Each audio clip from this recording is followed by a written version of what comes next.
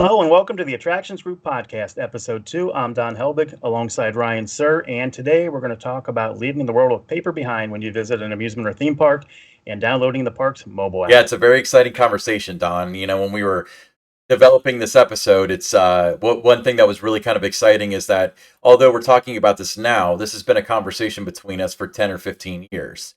We've always been bouncing ideas back and forth about how to improve a mobile app and having a wish list for mobile apps. And, some of those have come to fruition. So what are your thoughts on that?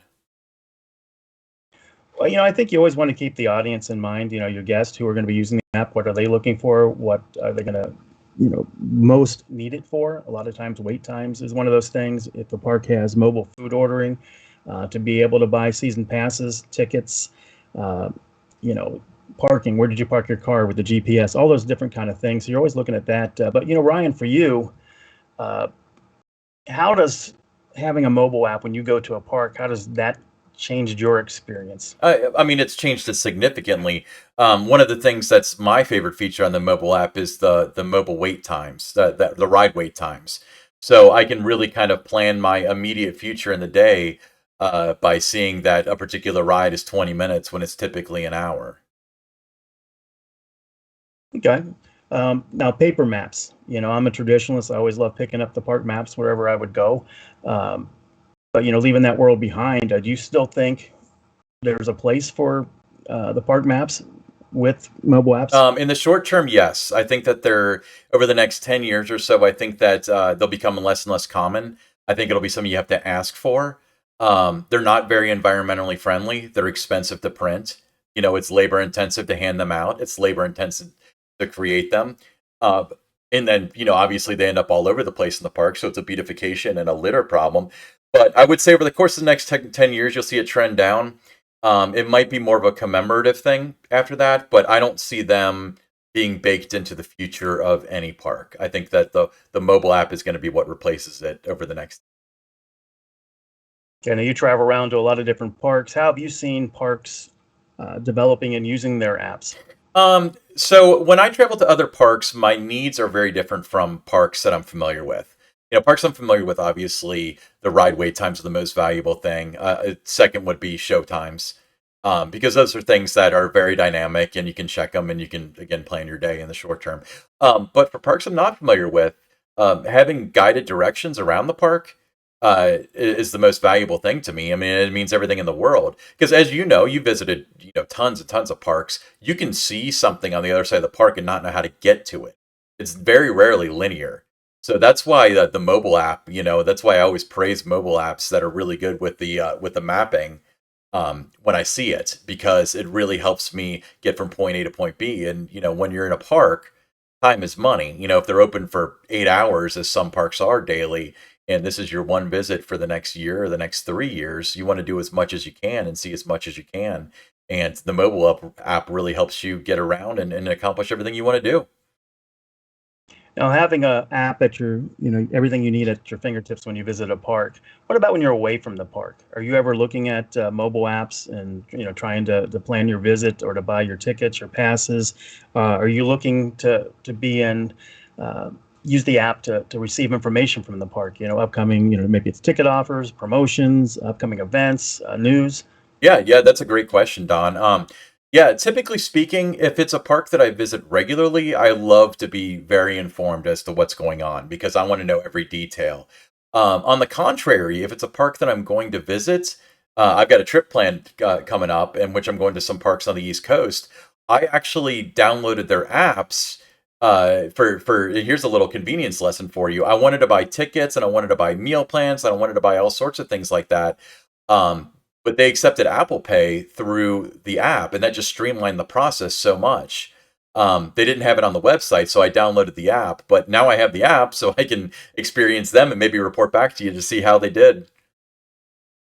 Okay, so that's good, to know that there's so many different ways that, parks can use their mobile app. I look at the sports industry, particularly the NFL. I mean, that's really their number one touch point with their fans is to communicate everything through that. They're showing the coaches post-game press conferences, the player press conference, the weekly press conferences, if they've got player transactions, anything that they're doing, they're pushing it out through their app first and foremost, more so than they are their social channels. Would you like to see more parks do that? Oh, absolutely. And to touch on your NFL thing, I don't know if they do this anymore, but Verizon used to sponsor a section of the NFL app where you could see like 5 different camera angles and switch between them.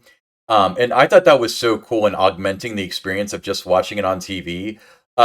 Because to me, when I watch a football game, it's not always about the play that's unfolding. Like I like the whole experience. I like to see how did the coach react when they caught that long pass or something like that, and you can see that sort of thing. And the spirit kind of reigns through with the park app, because you can go to a park, you can ride the roller coaster, you can eat the ice cream, but maybe you can be integrated into the history of the park, or maybe you can learn about things that are to come, or just fun facts, or just anything like that with the mobile app. Really, the possibilities are literally endless, and that's what I think is so exciting about this frontier that the industry is really sitting on the edge of. Yeah, I agree with that. Awesome. So what do you think the values are from an industry standpoint of investing in a park app? Well, I think it's the number one touch point. Everyone has a mobile device. Not everyone's going to be on Facebook, Twitter, Instagram. They're not all going to visit your website. They might not all subscribe to your email newsletter. So I think it's the number one channel that you can reach, your guest. It's easy place for guests to renew their passes, buy their tickets, buy their meal plans. So really, for me, it's the number one source, I think, for a park that you want to invest in, because that is now your primary touch point. Yeah, I completely agree. And to call back the podcast we did last week about the brand journalism, this is land you own. It's not rented land like it is on Facebook, Twitter, and TikTok and so on. So you control the message. You've got the sales message in there. It's probably a very valuable asset now, let alone 10 years from now when it is the touch point.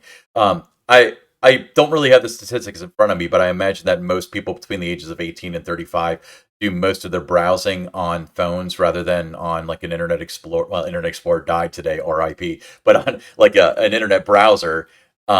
So having an app really kind of has a front of mind thing. Plus, one thing that we didn't even touch on yet is you can do push notifications.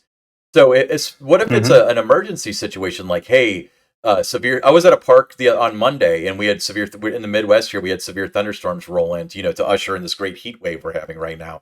And one thing that I thought would have been really cool, but the infrastructure isn't quite there yet, is you could have gotten a push through on the park app saying like, hey, you might want to seek shelter, or keep you updated with the weather, something like that. Like that, something that dynamic is something that's absolutely doable, and it hasn't even been really leveraged yet.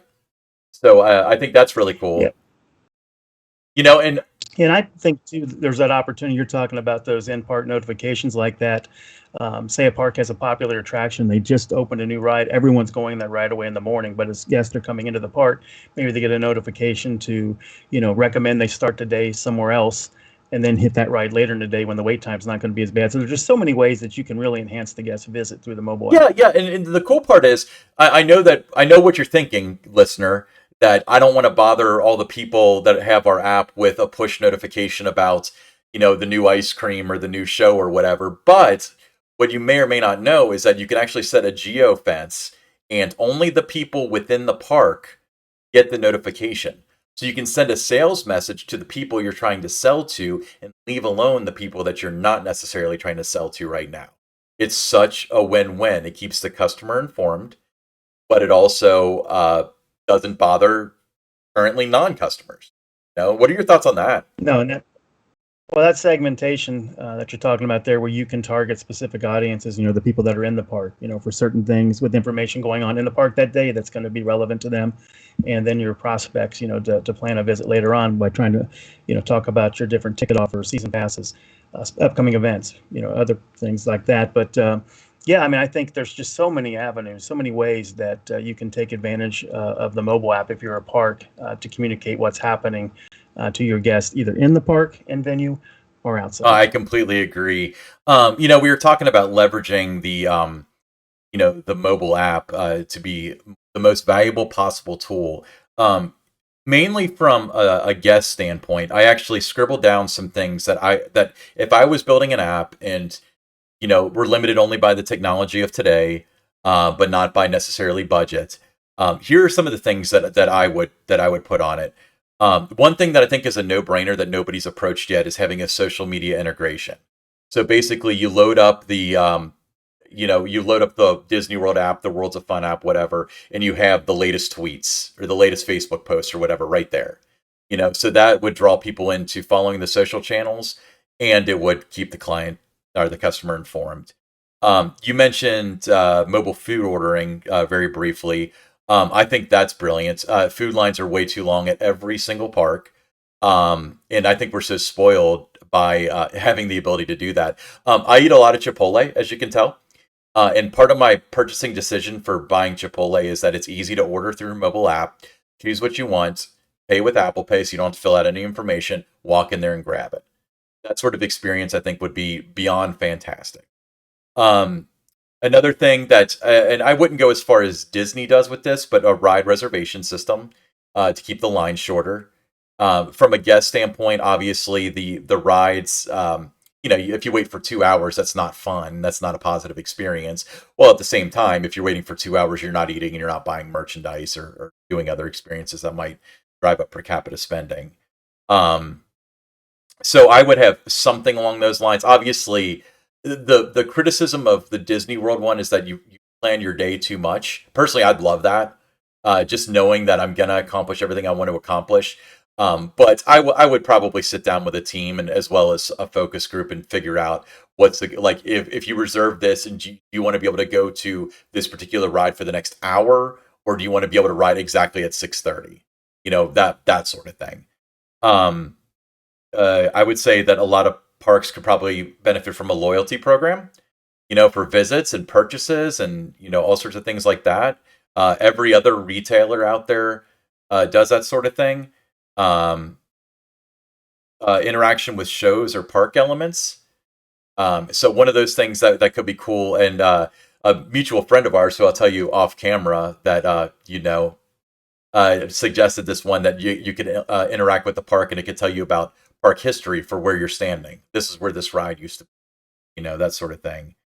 Um, Purchase payment pickup for merchandise. So the problem that overcomes for me, one of the parks I go to a lot is really having a great merchandise year, and I've bought so much stuff from them. But I always have a turnoff of, well, it's 6, I'm leaving at 10. I don't really want to buy this now and carry it around. So being able to track your, just this is what I want to buy, and I'll come pick it up later, kind of thing. That's something that I would really want, and I think that it would encourage spending in the park. So it's a good customer experience, and it's a good, it benefits the park as well. Um, Here's one that I can't believe nobody's really done, to my knowledge. An interactive park map with directions. If I'm at Cinderella Castle and I want to know how to get to the Hall of Presidents, I can't tell on a two-dimensional map how to get there. It doesn't work that way for most people. I'm used to a GPS. I want the app to do that. I want the app to tell turn left here, turn right there. Maybe even using like an AR thing, where like you hold up the camera and it tells you which direction to turn. No one's really explored that yet, but I think that could be really successful and a really positive experience. And then finally, one that I really want, and this is so simple, is showtimes and events with reminders. So sometimes when I get to a park, I look at the showtime. Okay, I want to see the 4 o'clock whatever show, but I forget about it. So what I'd like to do is have it so I'd be like, I intend to do this, and then it pops something up at 3:45 saying like, hey, just to let you know the show's coming up. I think that would be a huge win for the guest experience, and it would drive attendance to the shows. If that's a goal. Don, I know I covered a lot of ground, and you're probably exhausted now. But is there anything else you can add that's been like on your bucket list of stuff that you wish that parks would add to park apps?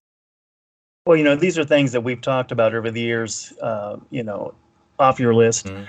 I do think that, they're all doable, in some fashion, to be able to do. You can't have everything, all the time, but, there's definitely good points. And you talk about improving the guest experience. A lot of those things you called out would exactly do that, such as those show times or being reminded about that show. Yeah, and well, what's funny is you can always draw it back to anything that benefits the guest benefits the park. For shows, for example, a lot of people in the industry uh, that are more of the number crunchers see shows as an added value rather than like an asset to the park. But I disagree. I think that if you can get somebody to sit down in air conditioning for a half hour around 5 or 6 o'clock, and that recharges the batteries and gets them to stay till 10, that's another meal. That's a T-shirt purchase. That's anything. I'd be willing to risk that. I know that shows and live entertainment are expensive, but I really think that there's a value there, so long as you offer a quality product that people really want to see. Yeah, I agree with you there on that. Now, Ryan, let's go back to the guest interaction, the guest engagement while you're in the park or even outside the park. How much do you think is the right number? Maybe what's too much? Uh, as a guest come to the parks, how often do you want that park that you have a pass or a ticket to? How often do you want to hear from them? Are you saying outside of the park or inside the park? Both. Okay. When you're both in the park, how often do you want to have these messages during the day? Or if you're outside the park, you're not going to be there for another couple of weeks. How often do you want to hear from Okay, the that's park? a very good question. Me uniquely, I wouldn't mind it every day. I would say for the average person though, if you're gonna push something, it better be important outside of the park. That is. So if it's season passes are going up, or no, absolutely not. But if it's this is a limited time event, or we got this concert coming up, or something just really really cool that everybody should see, then you can use it. Inside the park, fair game. They're inside the park. They're doing park things. They want to hear from the park app. So if you want to tell them that, hey, we're having a buffet tonight from 5 to 10, it's $30. Tell them that. You want to say like, hey, we got this show going on. We don't think you know about it, but you should come see it. Do it. By all means. I don't think it would bother anybody while they're in the park. Outside of the park, I would say maximum once a month, and that would be an absolute max. Okay, well, very good information there, Ryan.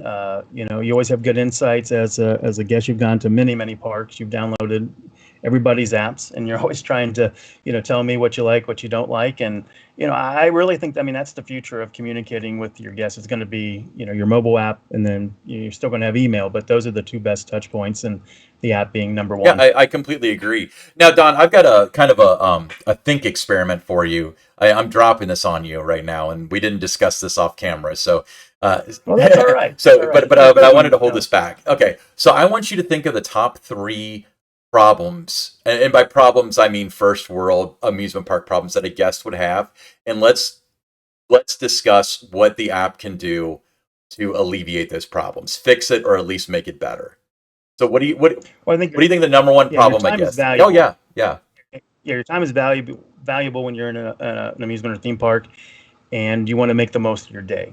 So I think the app with mobile food ordering can certainly help there. I think ride wait times, you want to know what's the wait time for any attraction. You want to know if rides are down.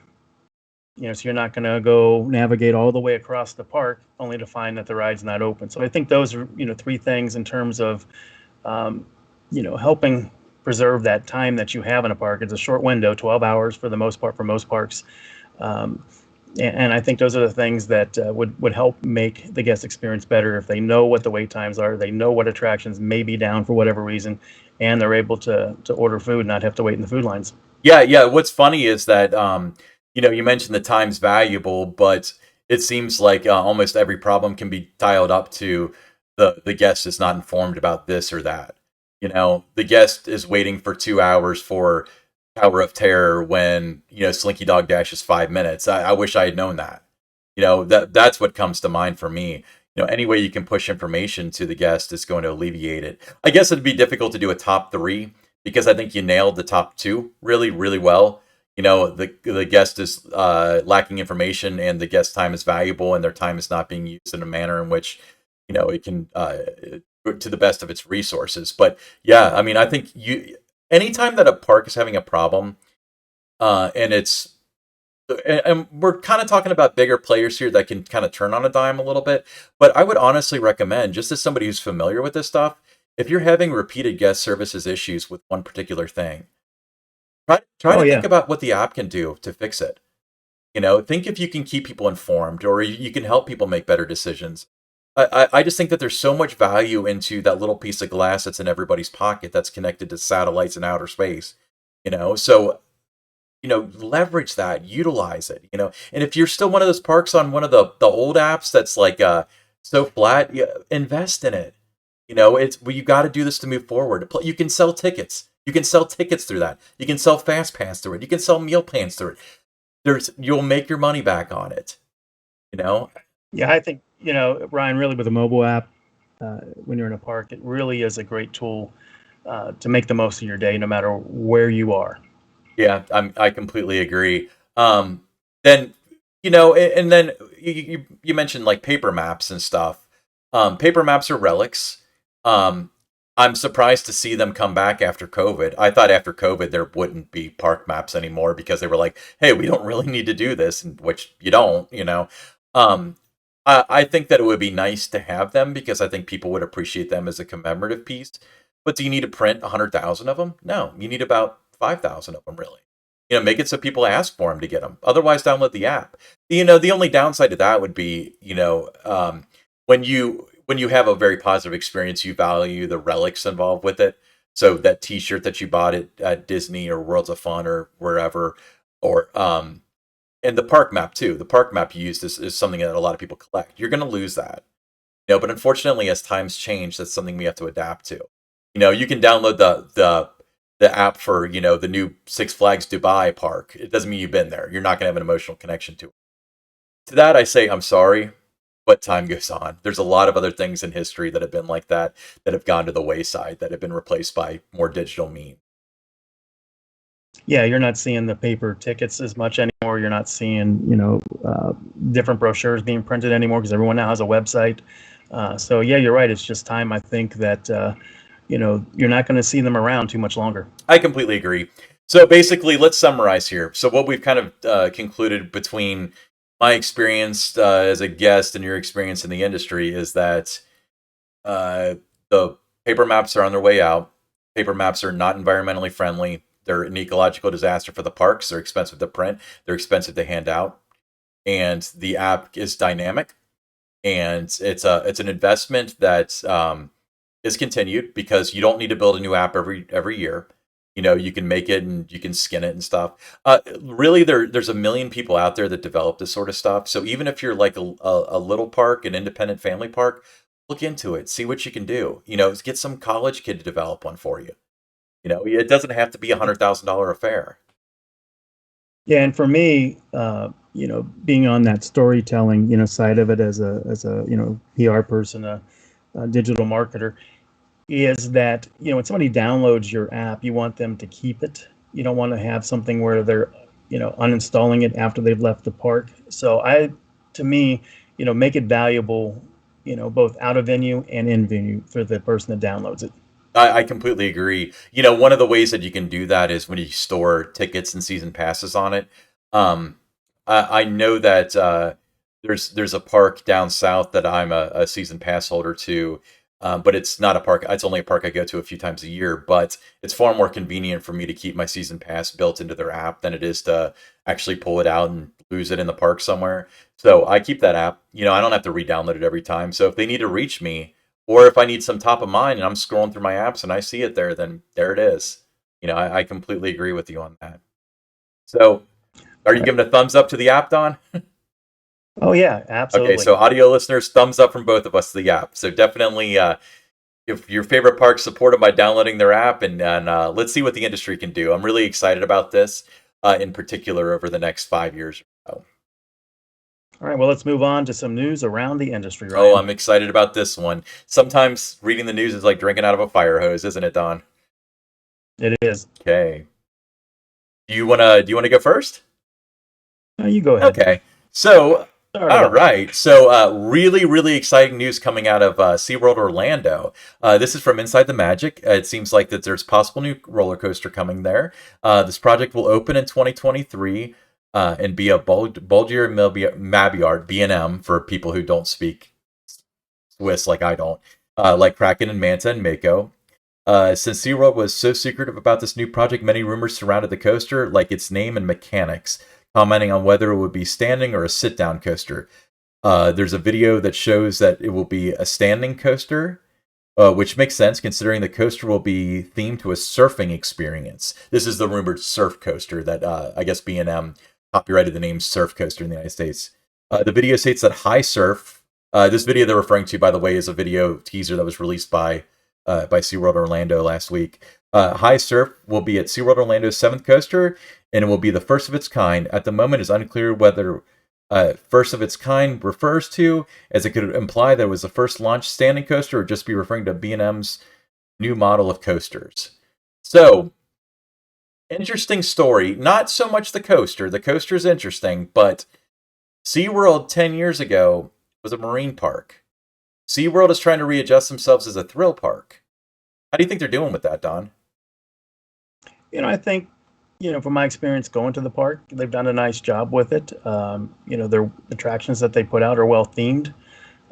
This looks, I thought they did a really nice job with the teaser, video. Got a lot of conversation going with that. The stand-up, version of this. I mean, it makes sense being a surf type theme to it. So, excited to see what this ends up being. Yeah, I am too. I really do love SeaWorld Orlando. I haven't been to the other SeaWorld properties, but I really want to make it out there. You mentioned everything's well themed, and it really is. Even their B&M Hypercoaster Mako. Have you been on that yet? I have. Yeah, isn't that really neat how when it goes out of the station, how it has Mako sharks swimming above you, and it makes, even when the train goes by, when you're on the midway, it does like a sound effect. I think that's so cool, and I think that SeaWorld is terribly underrated for what they've accomplished over the past 10 years or so. And God, I hope this coaster goes well for them, because what a great park. Really, really highly. Like I said, the teaser video, it looked good, and I look forward to hearing more about it. Yeah, so I mean, and when it comes down to teasers, some parks do stuff in park, and they chose to do a video. Do you think that they did a video because their reach is more regional to nationwide than it is local? I don't think there's any, set way that you have to do something. Everybody's got their own ideas on what to do, and because they are, like you said, they're not, going to attract, as many locals. It's going to be more of that, tourists coming there. You have a broader reach through social than, if you tried to put some things around your park. The conversation's going to start off a little stronger that way. In other parks, if you're more of a park that's drawing from 60, 70 miles away, for the higher percentage of your guests, you probably want to do some more things in park to get that conversation going. But everybody's going to have a different approach to what they want to do, and the tools are out there to be able to do it in a variety of different ways now, through social media, your app, your website, earned media, whatever you want to do in park. Yeah, I completely agree. And the thing that came to mind is that, in the day and age of social media, had they done something in park, it probably would have been as impactful as a video. So this was probably an absolute decision by the fine people at SeaWorld. I mean, if you think about it, in 1985, if you ran a park and you put a teaser in the park, it would probably go as far as the park. Maybe news if you're good, but it's going to go as far as the park. So that would be distinctly, or like purposely narrowing it almost. Like, as in, you only want people coming to the park to know about it for one reason or another. But releasing a video to the media would be the tantamount thing with this. But in today's world, they're really kind of equivalent to each other. You can release a video, or I guarantee you that if they put something in the park of a surfer dude or whatever, that would have made every station, so it would have been just as good. But yes, hats off to them. I'm really excited for the announcement. I really don't have any idea when it's going to be. I really haven't heard any speculation. I would guess it would probably be towards the end of the summer. When they're coming out of peak. Yeah, because if they open it in 2023, they would probably open it in March or so, going into spring break, I would guess.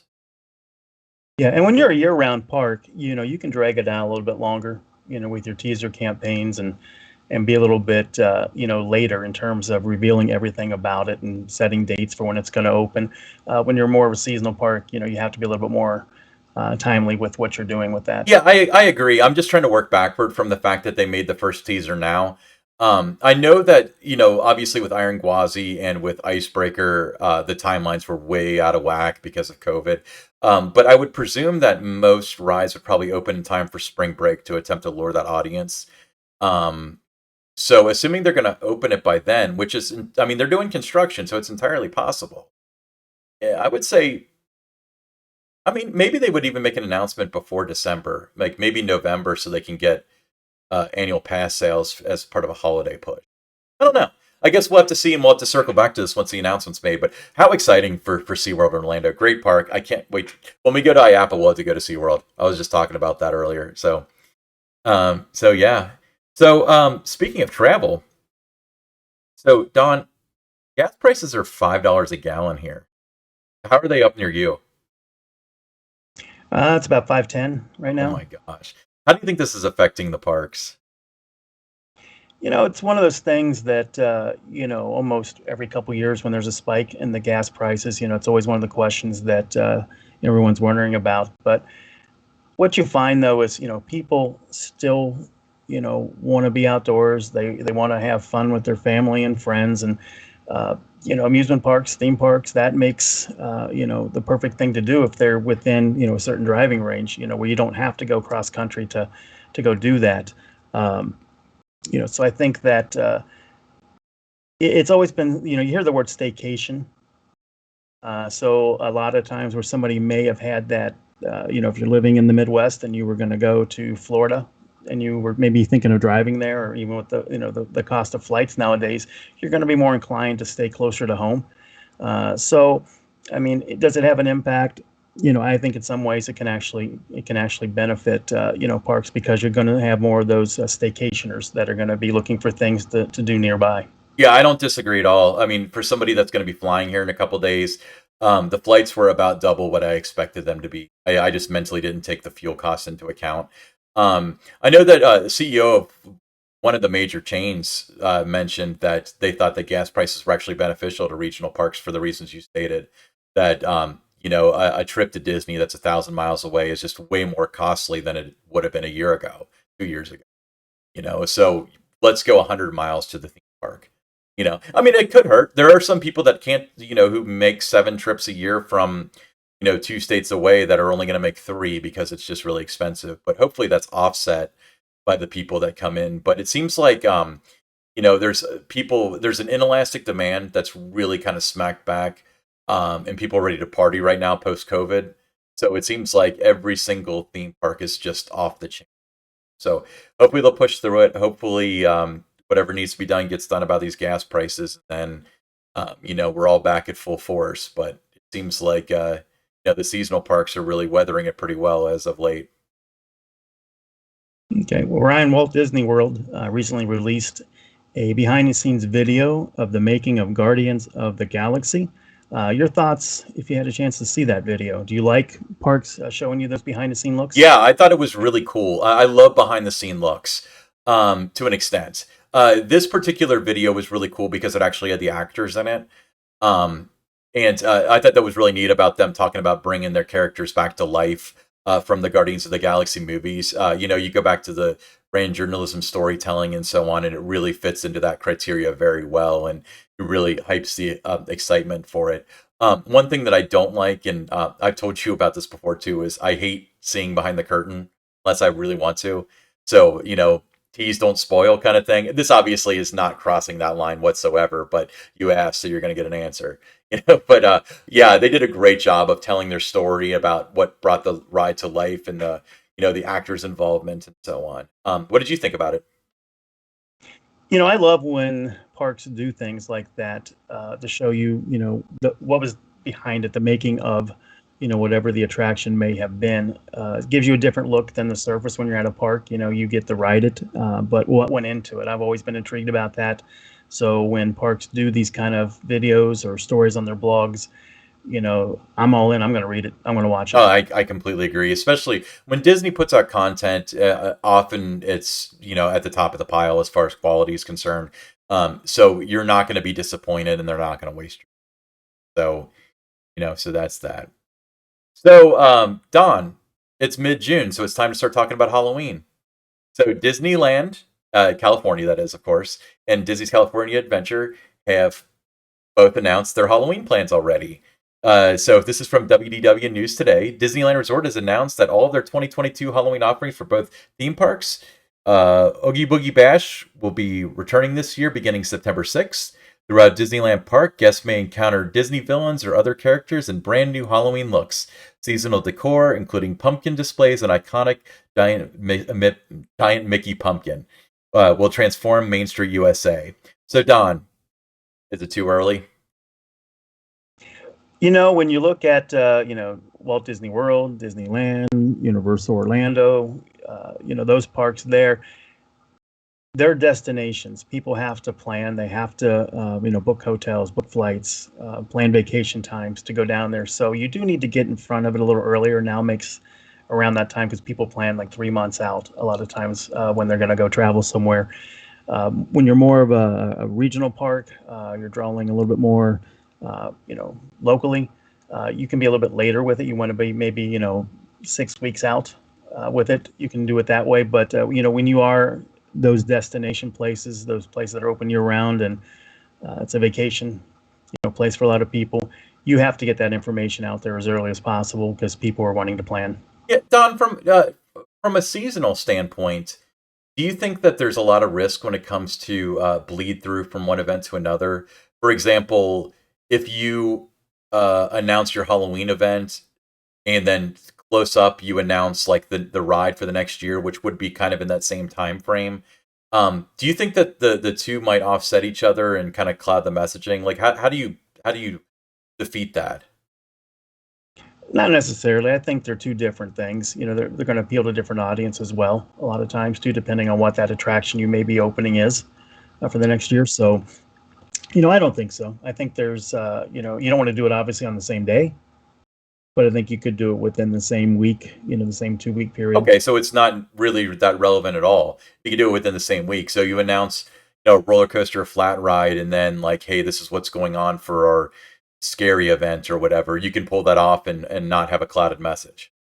No, because I think what happens is when you announce something or there's just different news that's out there, a few days later people have moved on from it, so they're ready for the next piece of information from you.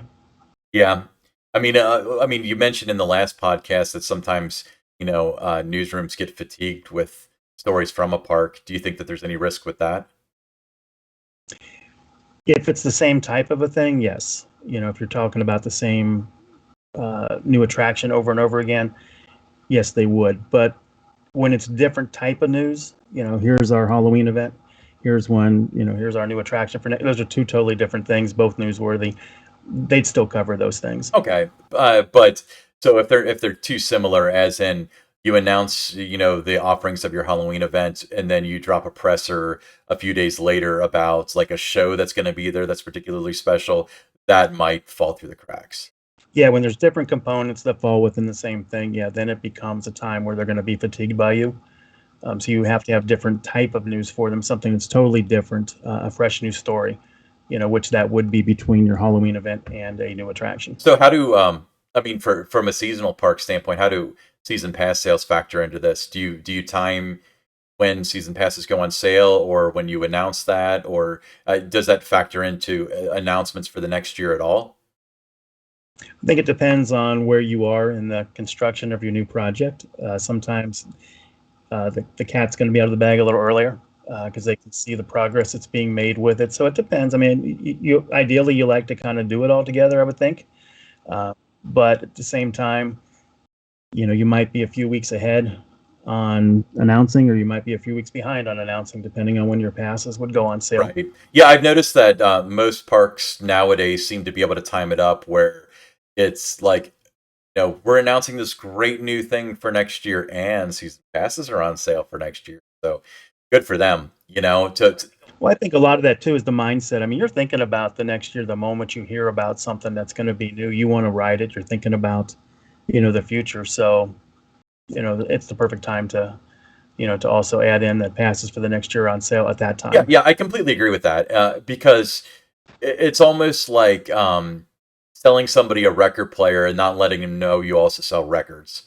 I don't know where I got that reference from, but it's you know, I'm going to give you this great piece of hardware or this great announcement, this great event or whatever, but I'm not going to nudge you in the direction of being able to access it. I think that that's kind of a disservice. People know where to go generally, but at the same time, like it's a disservice to the park to not have that message. But you're right. I mean, if you have to make an announcement in July, I mean, you're not ready for passes for the next year. No, You know, and the construction's going to dictate that for you. We've seen parks around the country that they have to announce in June, what they're doing the following year, just because the footers and the vertical construct, everything is started. Everybody knows what you're doing. Mhm. So you want to do it while it's newsworthy and it's not already been out there on 1,000 different channels exactly what you're doing. So it's a lot harder today than it would have been, years ago, where nobody knew until the park was ready to announce it, because there wasn't, everybody walking around the park with a mobile device. They weren't digging into all this information. So you saw then, it was January, February, even March before sometimes they would announce what's new for that upcoming season. Now it's usually, you see it toward the end of the summer, early fall. Yeah, yeah, yeah. Yeah. I mean, that would be the appropriate time to do it. I completely agree with you. The one downside, because I mentioned that usually they can time it up with season pass sales, but it seems like if you're doing RMC, Rocky Mountain Construction conversion, not construction, that they usually start pretty early. But then again, if you close a wooden coaster in today's world and you don't say you're going to tear it down, guess what you're going to do? You know. But at the same time, I remember when both when Gwazi got the RMC treatment and Steel Vengeance, well, Main Street got it. There was track being laid before they made an announcement, but you didn't know much beyond that. So it almost made it boil. Especially with Mean Street.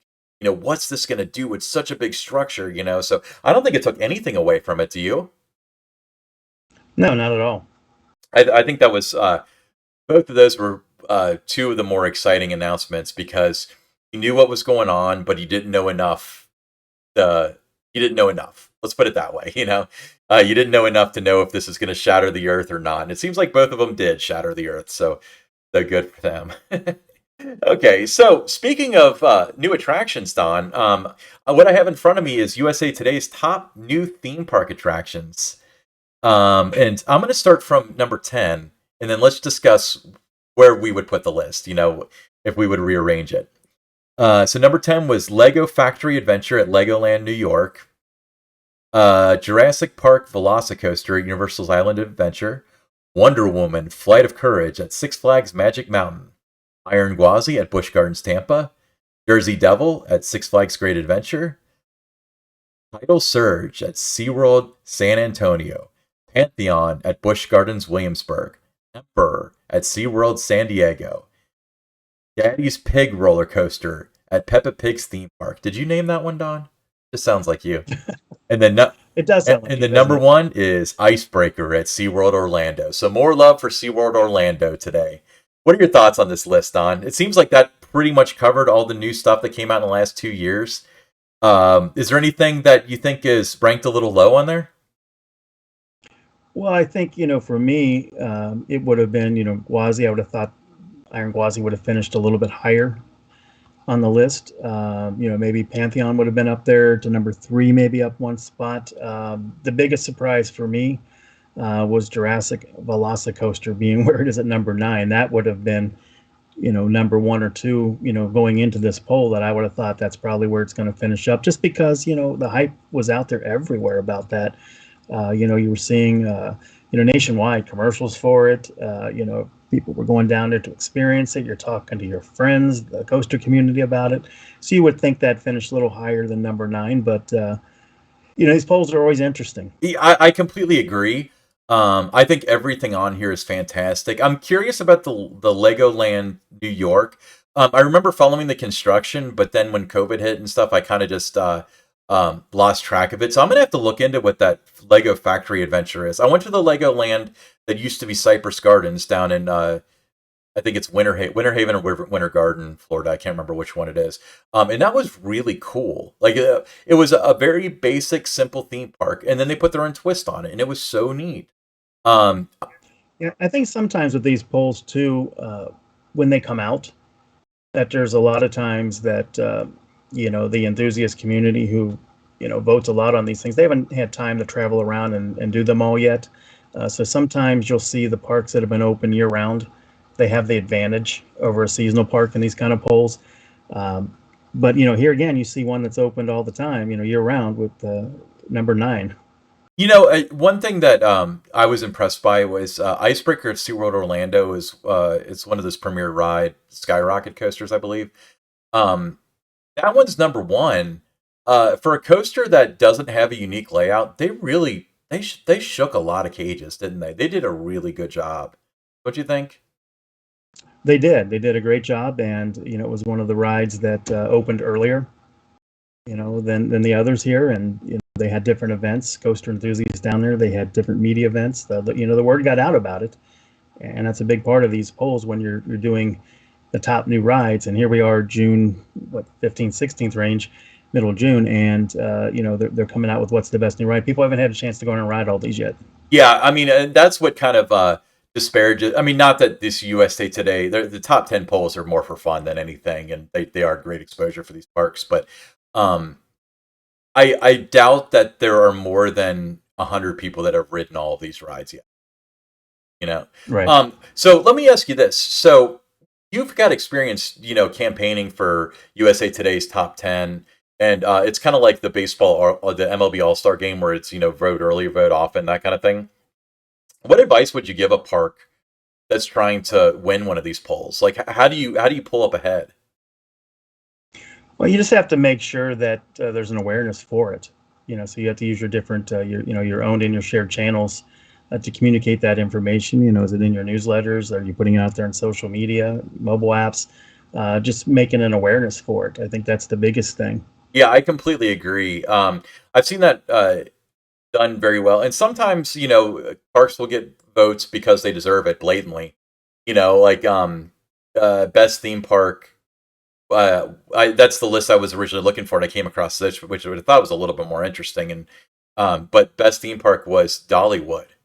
They got voted best theme park by Reader's Digest, and that's beating out like Disney and stuff. So it's you kind of wonder what people do to measure the statistics of you know what's important for a best theme park, and obviously whatever that is, Dollywood hits these metrics. Yeah, I mean, everybody's got a different idea what they're looking for when these polls come out. Sometimes, you talked about what a park can do. Sometimes your guests are your best ambassadors for these things. They're the ones talking about it. They're going on to the fan sites. They're going on to social media, talking about it and saying, I just voted for this park. You know, ride's great. Help me out. Those kind of things. So, I think that's a big part of it too, is just having, your audience, your guests that know your park. They can be your best ambassadors for these things. Yeah, and what I think is really cool about it, which really destroys the integrity of the poll, is you can send a link that automatically votes for whoever you want it to vote for. So I always thought that kind of tickled me a little bit. I mean, again, there's no cash prize for this; it's all for fun and for exposure. So I always thought it was kind of a missed opportunity where, going back to the mobile app, you couldn't push out a link saying like, "Here, click this for make us the best amusement park," or whatever, or having fun, you can vote for it, that sort of thing. I don't think that many people leverage that in a manner that benefits them and kind of makes it fun for the park too. Well, it leverages it for the park, and it's kind of fun for them to be part of it, if especially if the park wins, top five or so. So I think that's really cool. I like what they're doing with these top tens.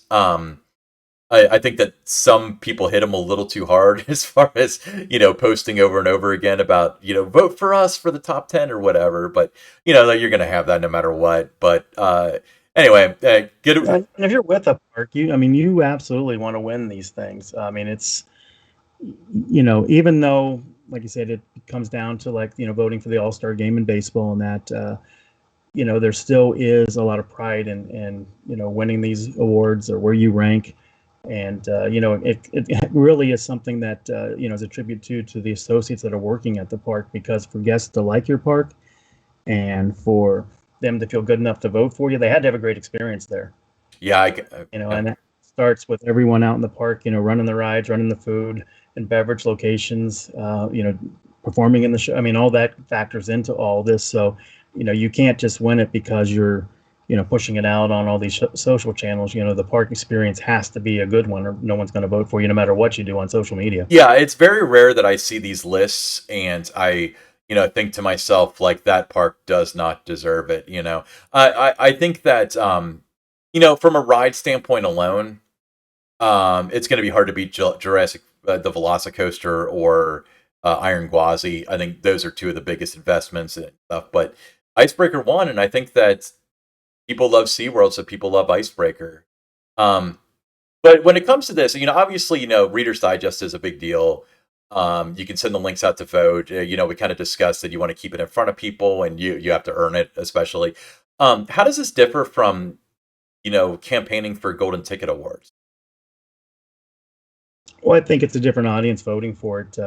It's open to anyone to vote for these, USA Today 10 best polls, where the Golden Ticket Award, you have to be, on a list to be able to have a ballot to vote. Whether you're a subscriber to the magazine, you're a supplier, whatever it may be. With that, it's more of a, it's not a wide open derby for everybody in the country to vote for you. Okay. Yeah, I agree with that. I know it's Attractions Magazine subscribers, as well as select members of the media, as well as industry people. So, Don, I just thought of a show idea. We should have a golden ticket extravaganza and pick apart the golden tickets this August. And, well, I tell you what, let's do this. The show before the golden tickets, let's predict all the categories and see, if we were right, wrong, where they fell in the rankings, so on. That's completely on a tangent. But anyway. All right. Well, Ryan, Universal Orlando Resort, they've announced the Great Movie Escape. It's the park's first ever escape room. You're familiar with escape rooms. What do you think? I think this is so exciting. According to Collier.com, Universal Orlando Resort has just announced a first ever escape room experience. Universal's Great Movie Escape, featuring 2 new immersive escape rooms based on their epic films Jurassic Park and Back to the Future. Fans will get to try their luck at these multi-sensory puzzle rooms. I am the biggest Back to the Future fan, and I could not be more excited. Next time I'm down in Orlando, I'm so doing it. You ever done an escape room, Don?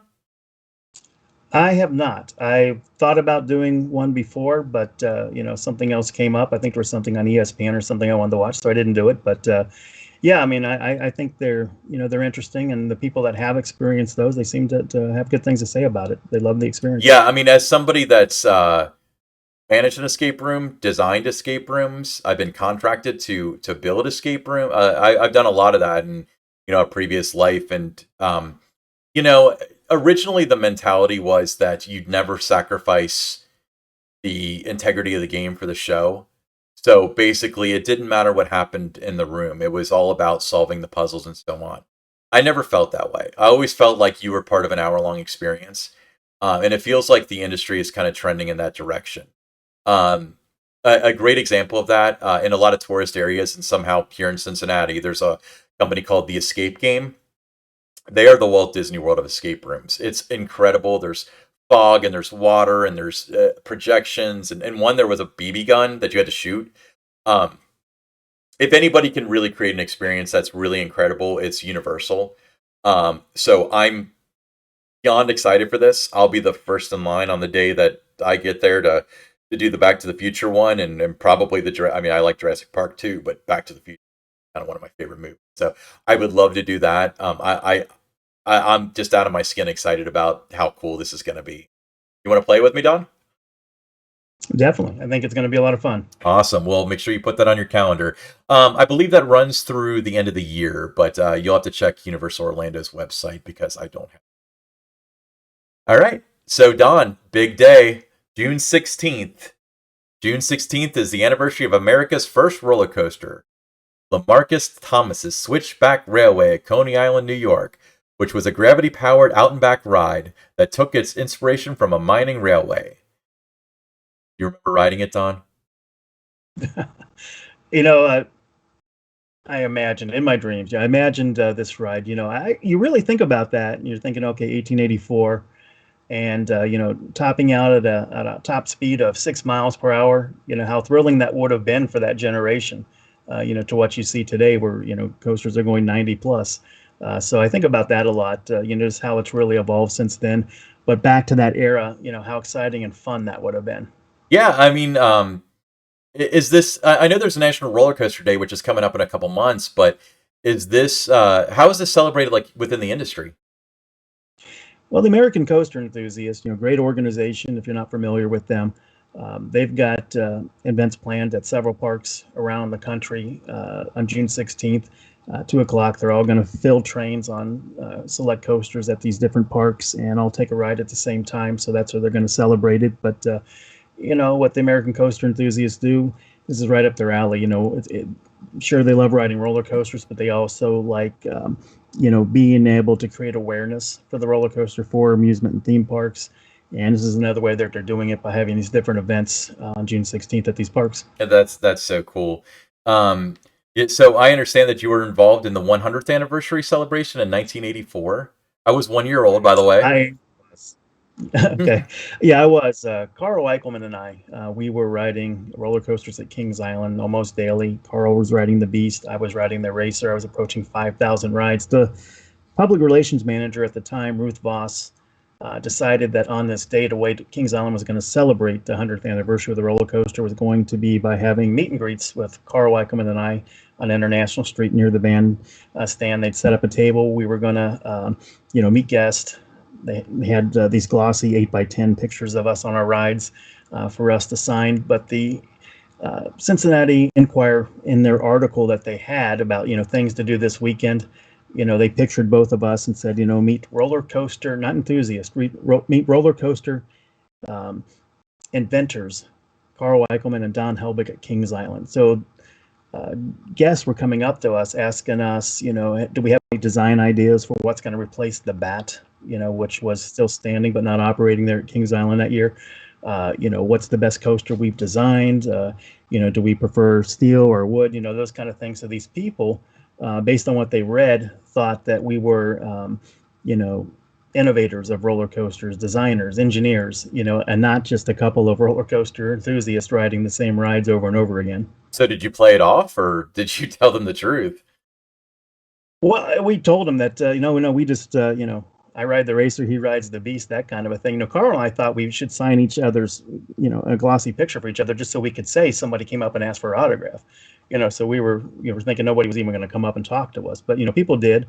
But it was fun. And that was, I still have the T-shirt that I had that the park gave us for that day to wear when we were around the park and doing the signings and things. But, that was really my first awareness that, about Lamarcus Thompson and what he had created was to, start learning about, where roller coasters came from. At that time I knew about the Racer and I knew about the Kings Island rides, but I wasn't real knowledgeable about the whole industry and the history of the roller coaster up until that day. Yeah, that's very interesting. So, we're looking at almost 140 years ago the roller coaster was invented.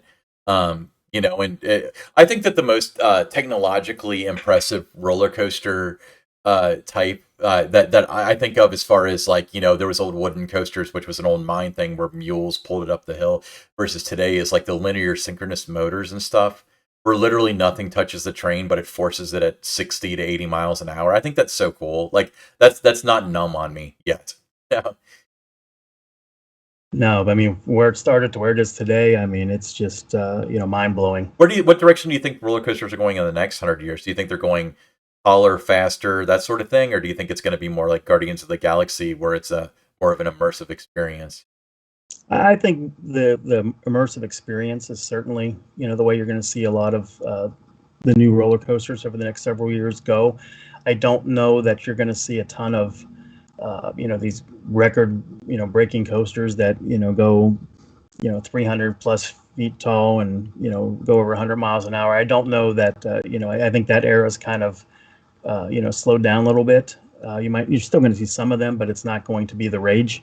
Everybody trying to top each other. I think now you're looking at just delivering the best experience you can for your guest. I think we're also getting back to that point to where, there's more than just that thrill seeker who wants, that kind of an experience. You want to have rides that everyone can do together. Families are going to want to do, and that's where rides like Mystic Timbers at Kings Island, not the biggest, not the fastest, not the longest, but just a great ride that guests love. And I think you're going to see more of those kind of attractions, either something that's, very immersive with the theming or just something that everybody can do together. Yeah, I agree with that. Another good example would be like Fire Chaser Express at Dollywood, where it's I went there last year with a couple of friends, and at the time he was 5 years old. He loved that ride. He was scared of the fire part. He would always want to hold whoever was riding next to him's hand. But and it's not like it's boring. It's not like a little wacky worm or anything. It's a pretty intense ride, but they remove the elements that would be too intimidating for a small child, and as a result of that, they can accommodate a small child. So I think that's some really good insight. I think everything runs in trends, though. I think maybe in 10 or 15 It years, you're going does. to have, 400 feet, 500 feet, 600 feet fast. I think we'll see that again, because every time that an era passes, we think it's dead, and it always comes back. I mean, I can't tell you how many times um, people have thought that live entertainment in parks was dead, that it was just a novelty. They put very minimum cash into it. And nowadays it's seeing a resurgence because surveys are saying that families want more to do together besides rides, and then eventually we're going to hit a point where the 18-year-old's like, well, what about me? That's when you start putting in the fast rides and stuff. And then families are like, well, I can't ride the fast ride. So it ends up being a balance. It's a good thing. But yeah, everything works in cycles. Right now, we're kind of in a special event cycle, which I think is really cool. But yeah, as far as a 500-foot coaster, not anytime soon. Maybe someday though. Why not? That polar coaster thing in Orlando, or wherever that's supposed to be built nowadays, that could be cool. Or I mean, who knows? I don't know who would front the money for that though.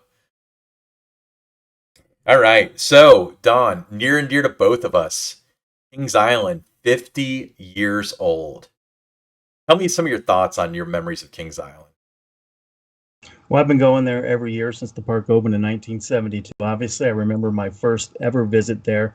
Now, I was there at Coney Island, the predecessor to Kings Island, on the last day, September 6, 1971. I remember the speech that you hear at the start of the fun fireworks and 50 nighttime spectacular show that Kings Island is showing. So I remember that speech and just hearing how, Kings Island was going to be, beyond your wildest imagination. And, we were very excited about it. Coney was the big thing we did as kids. We would go um, Memorial Day, 4th of July, Labor Day. That was our big thing. We weren't going on vacations to like Florida and everything. Coney Island was our thing. So Kings Island was a little bit further out. We weren't going to be able to go as often. We're going to be able to go once a year, maybe twice a year. It was a lot more expensive than Coney Island was, where it was basically just pay as you go in terms of what you wanted to ride back then.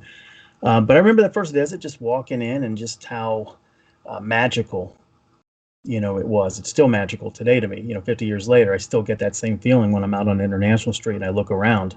But I remember that it was my first introduction to roller coasters. My first ever ride was on the Racer. I did not ride the Shooting Star at Coney Island. I could have. Last day the park was open, I went through. I sat in the seat. The train in front of it, as it was going through the helix, it just had this loud screeching sound. And at my age, it frightened me. I wanted no part of it, so I got out. Biggest regret that I have as a in my career in the amusement theme park industry, I did not ride the Shooting Star, but the Racer was my introduction to roller coasters. And really, when I look from that point on, uh, I could look at it honestly and say, especially over the last 41, 42 years, that, Kings Island has probably meant more to me than almost anyone because of just the things, the opportunities that it's presented, just all the fun and everything that I had. Uh, there are a lot of other things I could have done with my life than spending, the 1980s riding the racer over and over again.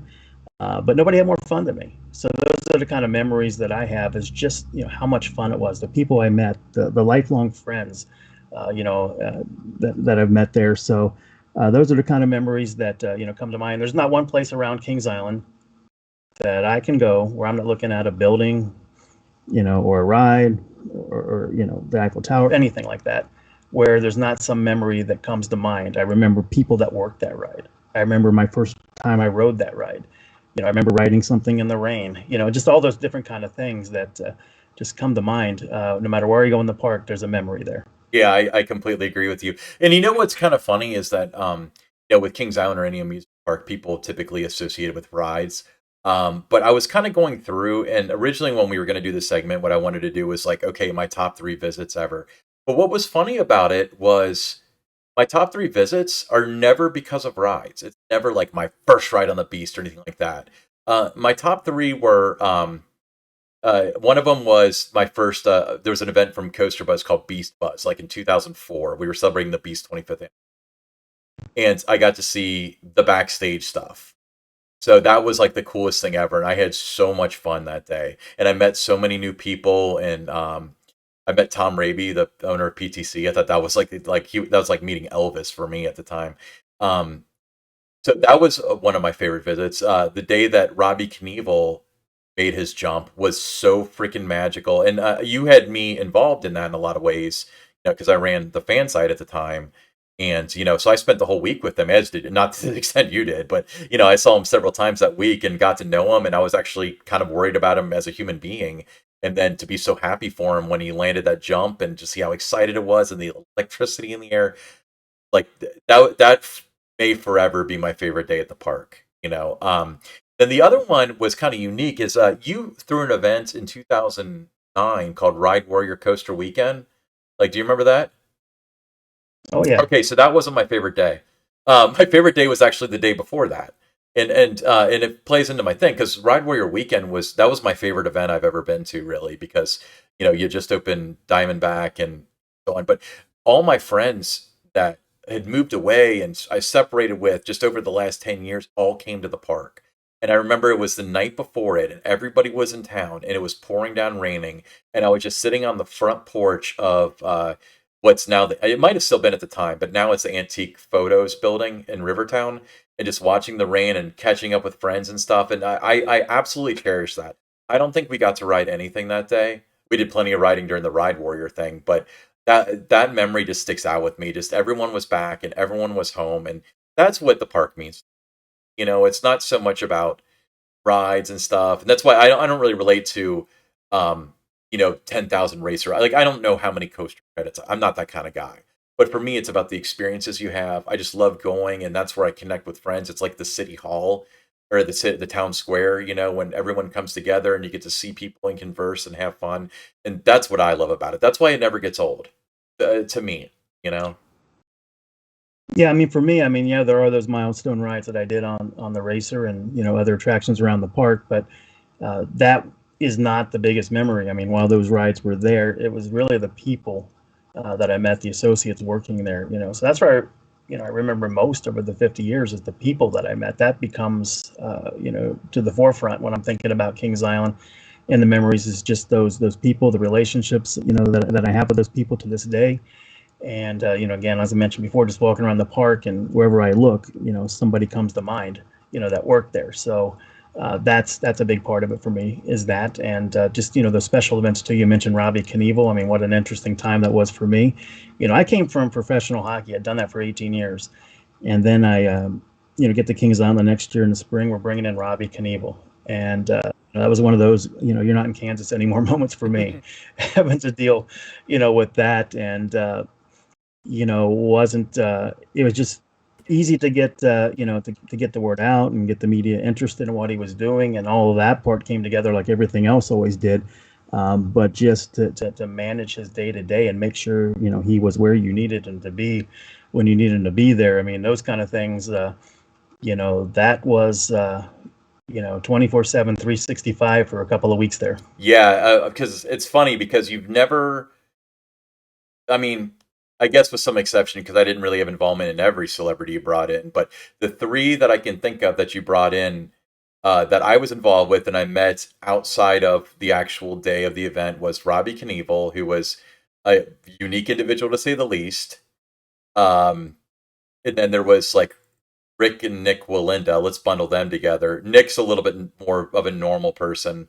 Rick is more of like the carny type where he's like quirky and stuff. Both were really nice.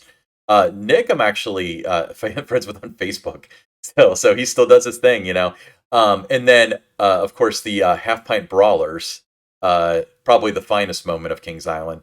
But yeah, the all three of those were such unique situations. The Half Pint Brawlers, I remember you left me to entertain them for about 3 hours one day, and it was like they were so rambunctious that it was like dealing with toddlers, but they were so funny.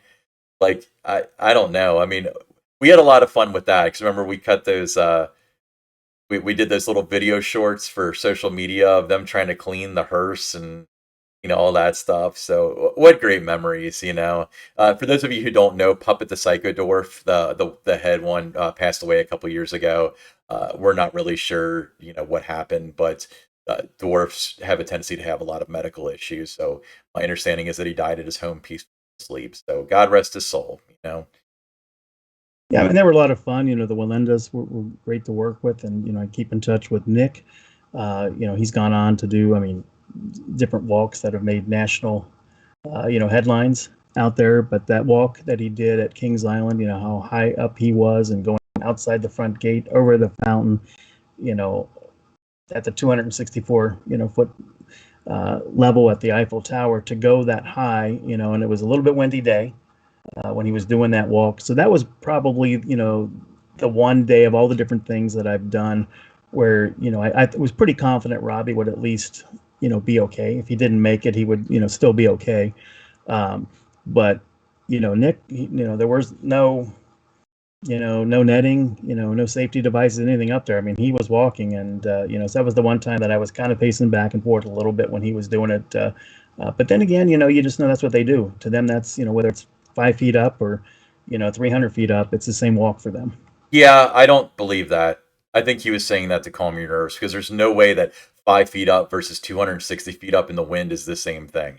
Like, I'm sorry, I'm not a circus person, but I do understand wind to an extent. But what a day! Yeah, but it was fun, and those are the memories that that you and I have, is seeing those kind of events at the park and meeting those people, and like the different event, the events with media days, and uh, new attractions opening and being a part of that. Going back to my days as a pass holder, all the new rides that opened from 1982 on. I was pretty much there, one of the first riders, and all those things before I started working at the parks. There's just so many memories with different things there. Yeah. So let me ask you this because you I've asked you this before to kind of make fun of you, but I'm kind of hitting that point in life now.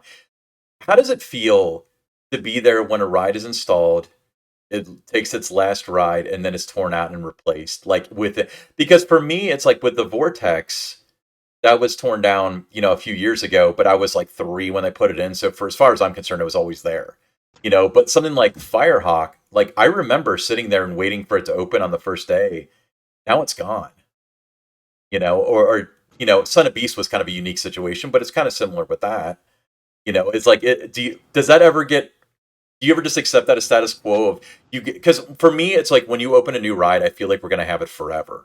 But I'm coming to the point in my life where I'm starting to realize that, like, the 30-year service life of these rides kind of creeps up on you. Yeah, they all have a shelf life. Every ride out there does. Eventually, they're not going to be there. I mean, some, like the Grand Carousel, approaching 100 years, are going to be there a little bit longer. But there's other rides, maybe it's 15, 20 years that they have. But when you're with it from the beginning, and you see that first footer go on the ground, the first support go up, the first test run, all those kind of things, and then the ride's not there anymore. Yeah, I mean, it's hard. It is hard because you become emotionally invested in these rides. They're a part of you. They're things that you've been involved with, from its infancy. And nobody ever wants to see. When you work on the park side, you never ever want to see an attraction go. But you have to make those hard decisions sometimes, and you move on to the next one. It's no different than if you're a big sports fan, and you have a favorite player. I mean, there's going to come a time where they're at the end of the line too, and they have to retire, and you just have to accept it, and you move on to the next player. So it's the same kind of a mindset that you have to have a little bit with that. That day's going to come, but it's never one of those things that's an easy decision for anybody that has to make that decision to remove an attraction. Yeah, I agree, and I think the one that really kind of and it's not the same situation, but I mentioned it before, like with Vortex. Vortex was pretty rough in the end. It's old Arrow Looper, way past its prime. I mean, let's be honest here.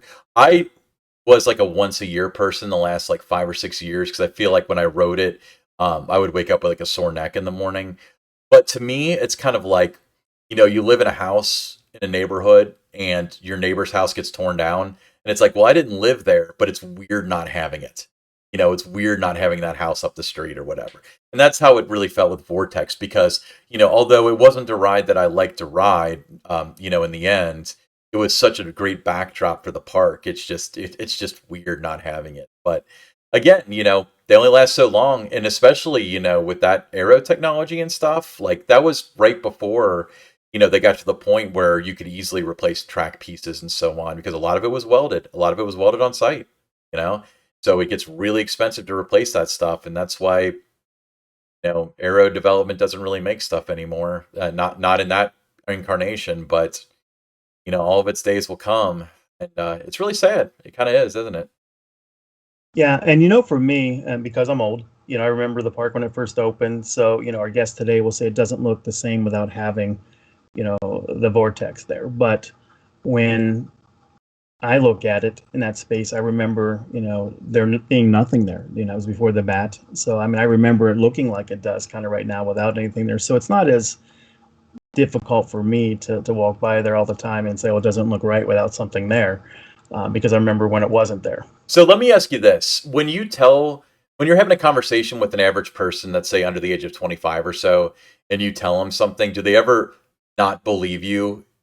Because it's like they just never heard, like somebody who's regular to Kings Island, like, I don't believe you that there was like a Bavarian beetle or whatever. You ever run into an experience like that? Because I had a pretty wild one. I mean, sometimes, they're going to bring up, and that's any park, that's out there that I've gone to, where they'll bring something up where they don't recall it being there. They recall it differently than it was.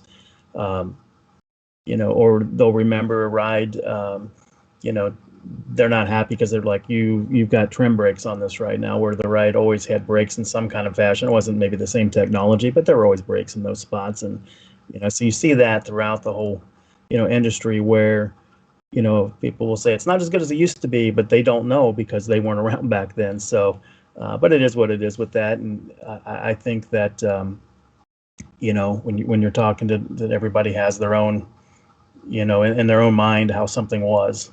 Yeah, so let me give you an example of what I'm talking about, because I know where you're getting at. Like, a lot of people are like, when I rode the Beast in '79, it didn't have trims, even though it did. It's just got magnets now.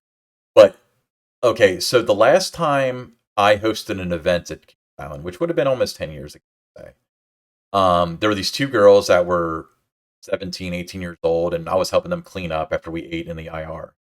And I mentioned something about Paramount owning the park. They were like, "What are you talking about?" I was like, "Yeah, like Paramount, like when Paramount owned the park." They're like, "Paramount, like the movie studio?" I was like, "Yeah, they used to own this park." They're like, "No, they did." And what's funny is, like, to me, that was like yesterday. To them, they were too young to remember that. 2006 is when it changed hands, and they blatantly didn't believe me. It's such a big. Well, it's funny because Cedar Fair's owned the park longer than Paramount did now, but I still feel like I still wake up every once in a while and think, like, Cedar Fair bought Kings Island. It's been so long now, but it's still like such a weird thought. But yeah, they. I mean, but think about this: if anyone that if you're under the age of like 50, you really don't have a good memory of the Beast when it opened in Yeah. 1979. You just don't. You don't have a memory if you're under 60 of Kings Island from the 70s. I mean, you've seen pictures, but you just don't, or you don't remember, Walt Disney World in the 70s. You don't remember it, if you're younger than 60, you just don't. So, I mean, those are the kind of things too that, come into play, but everybody's heard things, they've seen pictures, and, it gets drawn up, differently than it always is, but Yeah. it's Yeah, okay. sometimes there's a revisionist history, and sometimes people remember. I mean, honestly, it was like, your memory is always an extreme version of what happened. Yeah, I went to Kings Island in 1981. It was 100 degrees out, and there were 10,000 people, in line for the vortex, and yeah, that sort of stuff. But at the same time, I went there and, like, it was better than Disney World. It's like, well, that's cool, but the truth is in the middle of what you remember typically. I mean, that's for you and me and everybody else too. It's I mentioned my favorite visit. One of my top favorite visits was that 2004 Beast Buzz, and looking back, it was all stuff that was. I mean, we did the Beast tour, which I was particularly excited about, but I was walking around in the dirt, in the heat. But for me, it was so magical. So it didn't matter what happened. Like, what really happened didn't matter. It was my memory that's the most important thing, and that's why I cherish the day so much. Is because it was so much more than it actually was. Now, when you're watching the nighttime spectacular show and it's kind of going through the history of the park, do those kind of memories come flooding back to you? No, because they skip over my memory of the park. When I was really okay, so the Brady Bunch thing is an interesting factoid that I came to really kind of embrace when I got involved with the park around 2003. I knew that they had filmed there, but I'd never seen the episode until then. And then Hanna-Barbera, I was by the time when I was in the Kittyland age, Hanna-Barbera was so passe at the time that I didn't know who the characters were. So I don't identify with the theme song and stuff. Now, one thing that really does hit it with me is Phantom Theater, like Phantom Theater Encore. Like, if you want to strike that nostalgic nerve, that's what does it. Because that ride's been gone for 20 years now.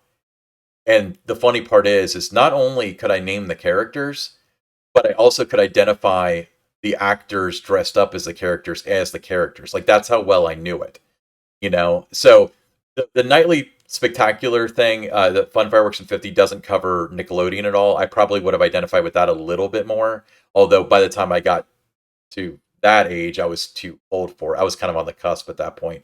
But what I think that, I mean, there's that section that's about Evil Knievel, and I still kind of get the chills from Robbie Knievel, especially with the fire blast that they have with the isopropyl alcohol fire blasters by the fountain, because he had that for his show, for his jump.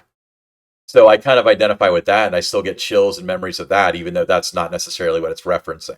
Although you could argue that it's either one, even though they use the audio clip from the 1974? Is that when it was for Evil? When 75. 75. Okay.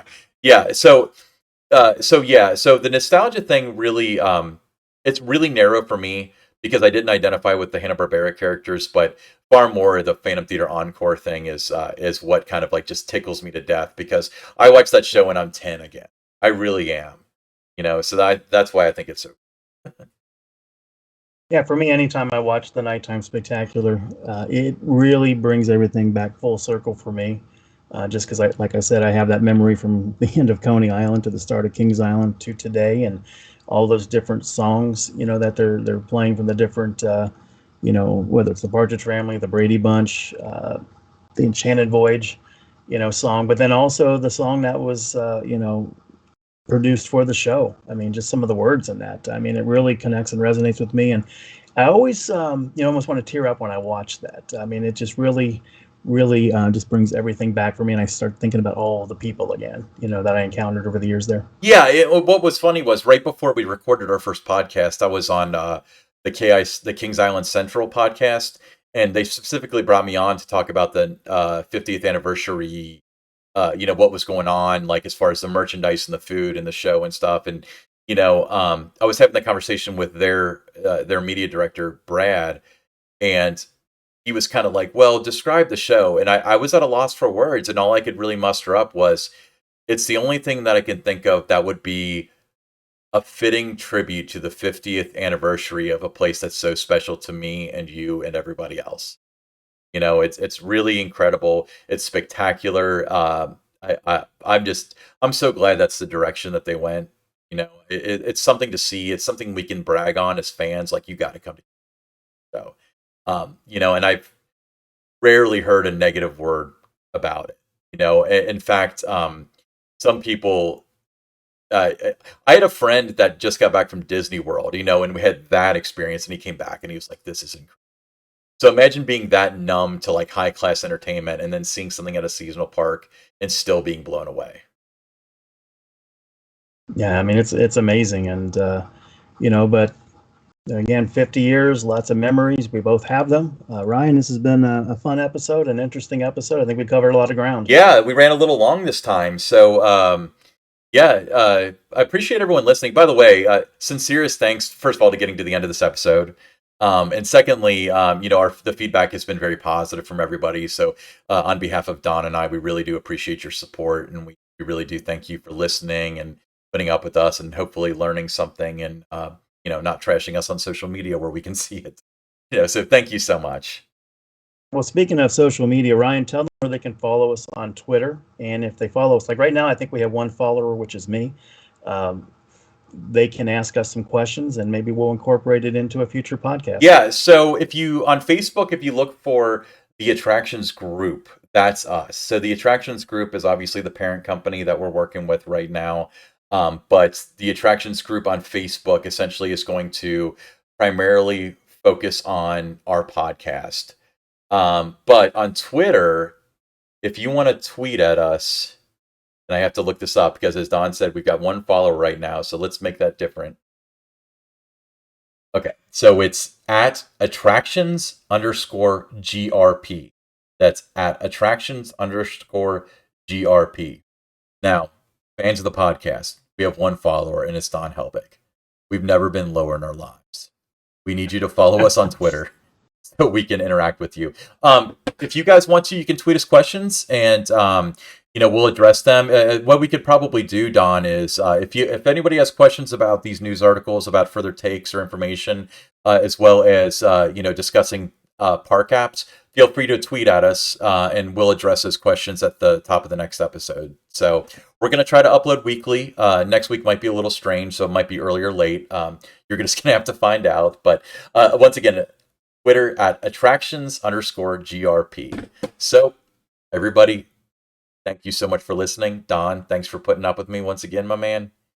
Everybody, It's been fun ride. Everybody have a good night or a good day, depending on where you're. Thank you.